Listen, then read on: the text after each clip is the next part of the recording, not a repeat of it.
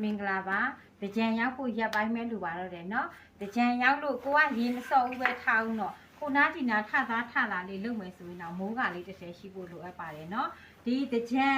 ဒီအချိန်မှာမိုးကလေးတစ်ထည်ဝယ်ထားမယ်ဆိုရင်နွေရာသီဖြစ်တဲ့အတွက်ဈေးလည်းတက်တာမှာဖြစ်ပါတယ်မိုးရင်းမှဝယ်မယ်ဆိုရင်တော့ဒီဈေးနဲ့ကတော့ရနိုင်မှာမဟုတ်တော့ပါဘူးနော်ဒါလေးကတော့နှက်ပြလေးပါဒါကတော့ तू က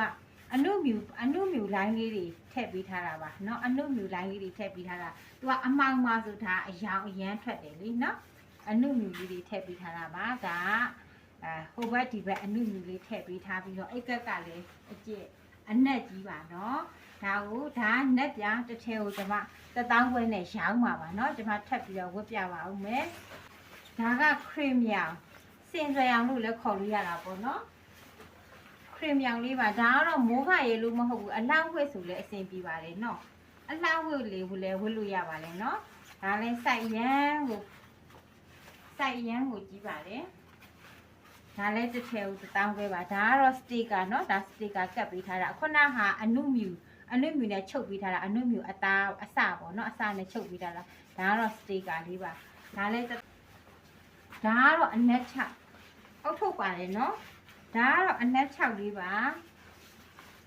အနက်6လေးကလည်းအနုမြူနဲ့ချုပ်ပေးထားပါတယ်เนาะဒါညာဘက်ဆိုတော့မီးရန်ဟိုပါလေမီးလဲနာမဟုတ်အယောင်ထွက်တာညာဘက်ဆိုအယောင်ထွက်တာလေเนาะအမောင်မှာအယောင်ထွက်တာဒါလည်း1000ခွဲပါရှင်ဒါလေးဒါကတော့လေ